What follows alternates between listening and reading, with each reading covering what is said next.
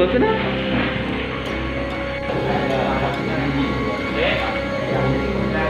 Ya, nama tak subsidi siapa? Apa tadi? Tidak tahu. Ada tangan di sini. Ada pun pelaporan di terkait masalah pencabulan di terhadap anak umur di Umur ini, Pak. Kronologis pencabulan anak di bawah umur di Kecamatan Pamana, Kabupaten Wajo diawali dari saksi yang mendengar ada anak menangis. Kemudian saksi ini langsung mengecek dan menanyakan kepada korban. Kemudian korban memberitahukan kepada saksi bahwa yang bersangkutan telah dilakukan pencabulan oleh pelaku.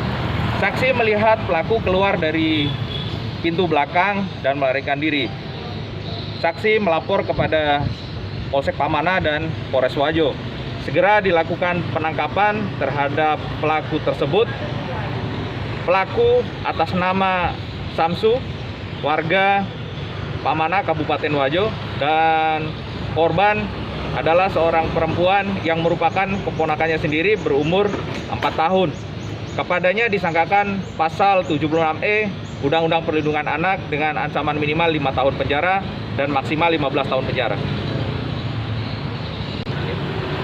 Motivasi pencabulan paman terhadap keponakannya ini karena